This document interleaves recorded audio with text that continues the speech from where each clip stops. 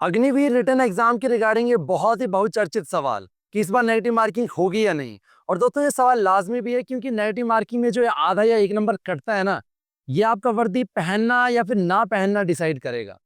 तो इस सूरत हाल में इस सवाल का जवाब ढूंढना बहुत ही जरूरी हो जाता है। तो दोस्तों जवाब ढूंढने के लिए शुरुआत की मैंने सबसे पहले इंडियन आर्मी की ऑफिशियल वेबसाइट से, जहां मैं कॉन्टैक्ट अस के पेज पे गया एंड वहां पे मैंने अग्निवीर हेल्पलाइन पे 45 से 50 बार कॉल किए, लेकिन वो सर्वर इतना ज्यादा बिजी था कि मेरा नंबर वहां पड़ा ही नहीं। So at the end I give up. Then दोस्तों इसके बाद गया मैं इंटरनेट पे, मैंने बहुत सारे वहां पे आर्टिकल्स पढ़े from the leading coaching academies, जैसे कि फिजिक्स वाला, SSB crack, Arihant Agrawal textbook.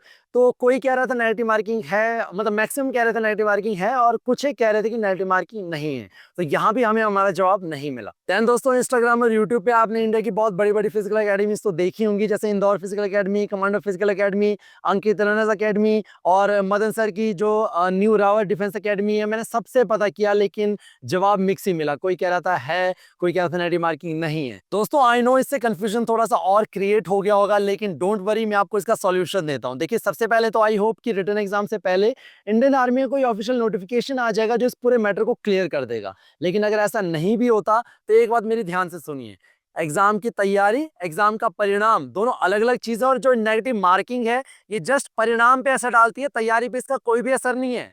तो अपनी तैयारी जोरों पे रखिए, इस वजह से अपनी तैयारी को ढीला मत करिए, तैयारी पूरी जोर से रखिए। लेकिन जिस दिन आप एग्जामिनेशन सेंटर में जाएंगे, जब आप बैठेंगे कंप्यूटर सीट के सामने, तो जो आपके इन्विजिलेटर होंगे या तो उनसे पूछिए, या फिर आपको जो दिशा निर्देश या रूल्स, जो आपको रूल्स बताए जाएंगे, उनमें क्लियरली मेंशन होगा, क्लियरली स्पेसिफाई होगा ये चीज कि नेगेटिव मार्किंग है या नहीं, और अगर है तो कितनी है।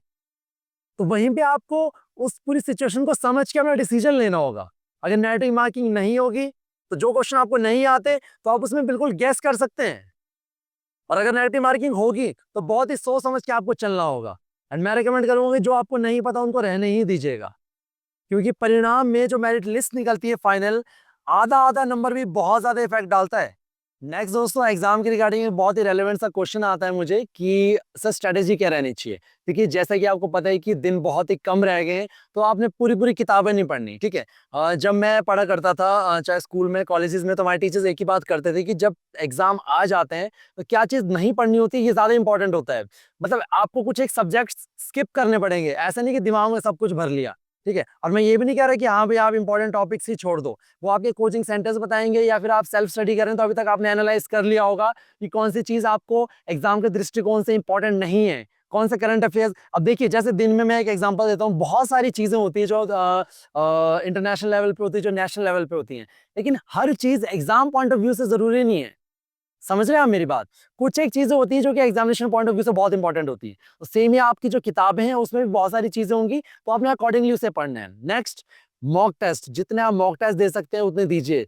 ये जो एक घबराहट होती है, एक एंजाइटी होती है ना क्वेश्चन पेपर देखने वाली या फिर एग्जाम सेंटर में बैठने वाली, मॉक टेस्ट कर करके आपकी एकदम निकल जाएगी।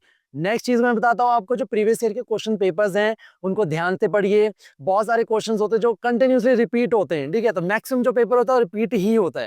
तो अगर आप प्रीवियस ईयर के क्वेश्चन पेपर्स देखते हैं, उनके क्वेश्चंस को एनालाइज करते हैं, वहां से आपको एक तो क्वेश्चन पता लगेंगे, दूसरा पैटर्न पता चलेगा, तीसरा आपको सारी चीजें पता लग जाएंगी कि कौन कौन सी चीजें आपको पढ़ना है, कौन कौन सी चीजें सॉरी कौन कौन सी चीजें आपकी जरूरी है। एक और सवाल है अग्निवीर की स्ट्रेटेजी के रिगार्डिंग कि सर हम ग्राउंड करें या ना करें। देखिए जो बच्चे तो एक टाइम ग्राउंड करते हैं उनका ठीक है, आप दूसरा टाइम है उसका स्टडी में इन्वेस्ट कर सकते हैं। लेकिन जो बच्चे दोनों टाइम प्रैक्टिस करते थे, उनको मैं कहूंगा कि फिलहाल के लिए जब तक आपका एग्जाम नहीं हो जाता स्किप करिए। क्योंकि देखिए जब भी आप फिजिकल एक्सर्शन वाला वर्क करते हैं तो आपकी बॉडी थकती है, थकेगी, भूख ज्यादा लगेगी, नींद भी आएगी, तो वो जो क्वालिटी टाइम आप पढ़ाई को देना चाहते हैं वो नहीं दे सकते, ठीक है।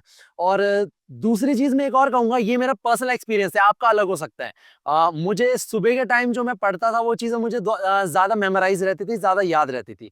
तो अगर आप एक टाइम रनिंग कर रहे हैं तो कोशिश करिए शाम को करें। लेकिन अगर आप कभी भी कंफर्टेबल है, मतलब आप कभी भी बैठेंगे पढ़ने, आपको सही लगता है, तो कोई इशू नहीं है, तो कोई इशू नहीं है, आप सुबह रनिंग करिए चाहे शाम को रनिंग करिए। लेकिन जस्ट मैं एक पर्सनल अपना एक एक्सपीरियंस आपसे शेयर कर रहा हूँ कि जब मैं पढ़ता था तो मैं ज्यादातर सुबह का टाइम पढ़ता था, क्योंकि उस समय ज्यादा मुझे ऐसा लगता था कि हाँ शांति है, सब कुछ है और मेरे दिमाग में चीजें ज्यादा बैठेगी। और मैं जो रनिंग प्रैक्टिस थी वो शाम के टाइम करता था।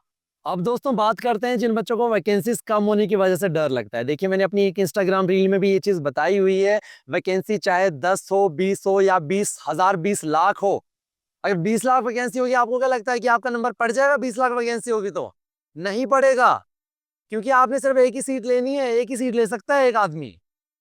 तो ये डिपेंड नहीं करता कि सीटें कितनी है, 20 लाख सीटें भी होंगी, अगर आपकी तैयारी नहीं है, आप में डेडिकेशन नहीं है, आप में वो जुनून जज्बा नहीं है, तो 20 लाख वैकेंसीज में भी आप कुछ नहीं कर पाएंगे।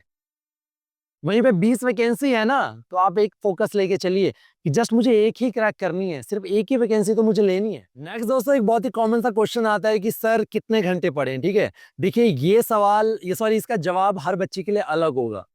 मैं अपना बताऊं तो मैं बहुत ही कम पढ़ा करता था, मतलब मेरा फिजिकल एक्टिविटीज में ज्यादा ध्यान रहता था, मैं कम पढ़ाई करता था, मेरी कैचिंग पावर ज्यादा थी। कुछ बच्चों की कैचिंग पावर थोड़ी सी कम होगी, तो उनको थोड़े से घंटे ज्यादा लगेंगे। तो कोई भी इस चीज को प्रॉपर्ली डिफाइन नहीं कर सकता कि आपको कितने घंटे पढ़ना है। एक चीज याद रखिएगा, एक वर्ड में, एक टर्म मैं आपको देता हूं, तो always prefer quality over quantity. जो आप पढ़ रहे हैं उसकी एक क्वांटिटी, सॉरी, उसकी क्वालिटी होनी चाहिए, उसकी गुणवत्ता होनी चाहिए। ऐसे नहीं कि 8 घंटे पढ़ रहे हैं लेकिन उसका आउटकम कुछ भी नहीं है, पल्ले कुछ भी नहीं पढ़ रहा। तो always prefer quality over quantity. दोस्तों, एक और बहुत ही कॉमन सी रिक्वेस्ट है जो मेरे डीएम में अक्सर आती रहती है कि सर हमें एग्जाम से या फिर फिजिकल से बहुत डर लगता है, प्लीज हमारा डर निकालने के लिए हमें मोटिवेट करिए। देखिए, मैं नेचर के एग्जाम्पल से एक बहुत ही सुंदर उदाहरण आपको देता हूँ। देखिए, ये है पार्वती वैली में स्थित पवित्र पार्वती नदी। जैसे कि आप देख पा रहे हैं कि नदी के रास्ते में बहुत सारे पत्थर हैं, छोटे मोटे तो बहुत है, लेकिन मैं बड़े बड़ों की बात कर रहा हूँ। जैसे कि एक पत्थर यहाँ पर है, एक यहाँ, एक यहाँ। तो दोस्तों, जैसे कि आपने देखा, नदी के रास्ते में बहुत सारी बाधाएं हैं, ऐसी हमारे जीवन में भी बहुत सारी बाधाएं आती हैं। मेरे को एक इंस्टाग्राम रील याद आ रही है जिसमें ब्रूसली जी कहते हैं कि बी वाटर माय फ्रेंड। वो बताते हैं कि अगर आप एक कप में डालेंगे तो वो कप बन जाता है, अगर पानी को आप केटल में डालेंगे वो केटल बन जाती है। तो कई बार मुझसे लोग पूछते हैं अक्सर कि नेचर में सबसे बड़ा शिक्षक कौन है, टीचर कौन है? तो मैं कहता हूँ नदी। कोई कहता है पहाड़ है कि अडिग होना सिखाता है, कोई पेड़ कहता है, पर मेरे हिसाब से नदी सबसे बड़ी शिक्षक है। वो हमें सिखाती है कि चाहे जितनी मर्जी बाधाएं आपके रास्ते में आ जाएं, आपको कैसे भी करके अपना रास्ता निकालना है और कभी रुकना नहीं है। सबसे बड़ी चीज है ये जो नदी हमें सिखाती है। तो अगर आपको एग्जामिनेशन से डर लगता है, तो एक बार ये सोचिए कि खोने के लिए है क्या आपके पास? क्या ही हो जाएगा? आप एग्जामिनेशन में फेल हो जाएंगे, फिजिकल में रह जाएंगे, क्या होगा? जीवन रुक जाएगा। मैं भर्ती हो गया, लेकिन जो मेरे साथ पढ़ते थे वो भर्ती नहीं हुए, बहुत सारे लड़के या बहुत सारी लड़कियां, क्या वो सक्सेसफुल नहीं है? किसी के शॉपिंग मॉल है, किसी ने बढ़िया से बिजनेस अपना चला रखा है, किसी ने अपने फूड कोर्ट खोल रखे हैं। मैं देखता हूँ फेसबुक में, मैं सबसे कनेक्टेड हूँ, मैं देखते रहता हूँ, सभी सक्सेसफुल हैं, सभी अपनी लाइफ में खुश हैं। लाइफ रुकती नहीं है मेरे भाई कभी भी। अगर आप फेल हो भी गए तो इस डर को निकाल दो अंदर से कि फेल हो गया तो क्या होगा, कुछ नहीं होगा, लाइफ चलेगी। जील होनी चाहिए अगर आपके अंदर, काबिलियत है, आपके अंदर एक जील है, जज्बा है, जुनून है, तो आप कुछ भी हासिल कर लेंगे। रही देश सेवा की बात, यहाँ वर्दी पहनने का एक सपना था, देश सेवा करनी थी, वो आप सिविलियन होके भी कर सकते हैं। बड़े बड़े एग्जाम्पल्स हैं, लोगों ने बंजर जमीनों पे पेड़ों के, जंगलों के जंगल उगा दिए। कई सरकारी टीचर्स को मैं जानता हूं जो फ्री में बहुत सारे स्लम्स के बच्चों को पढ़ाते हैं। वर्दी उन्होंने नहीं पहनी, लेकिन फिर भी देश सेवा आप कर सकते हैं, वो कर रहे हैं। सो दोस्तों, आपने घबराना नहीं है बिल्कुल भी, अपनी तैयारी पूरी जोरों पे रखिए, फुल कॉन्फिडेंस के साथ आप एग्जाम में जाइए, ठीक है? आपकी तैयारी ही आपका कॉन्फिडेंस रिफ्लेक्ट करती है, तो तैयारी स्ट्रांग रखिए अपनी। बाकी ये जो डिस्ट्रैक्शंस हैं, आसपास की चीजें हैं, इनसे आपने बिल्कुल भी नहीं डरना, ठीक है? और अगर आप चैनल पे नए हैं तो चैनल को सब्सक्राइब करना मत भूलिएगा, और वीडियो अगर इन्फॉर्मेटिव लगा हो तो लाइक करिएगा। कमेंट सेक्शन में अपनी राय सुझाव मुझे दीजिएगा, क्योंकि I always welcome the suggestions. कोई चीज़ अगर आप चाहते हैं कि मैं सुधार करूं या फिर कुछ चीज़ें ऐड करूं या किसी टॉपिक्स में मैं बात करूं, तो वो मुझे आप कमेंट सेक्शन में आप बता सकते हैं, ठीक है? और अगर वीडियो इन्फॉर्मेटिव लगा हो तो जैसे कि मैंने पहले कहा, तो शेयर जरूर करिएगा ताकि ये मैसेज ज़्यादा बच्चों तक पहुंच सके। जय हिंद।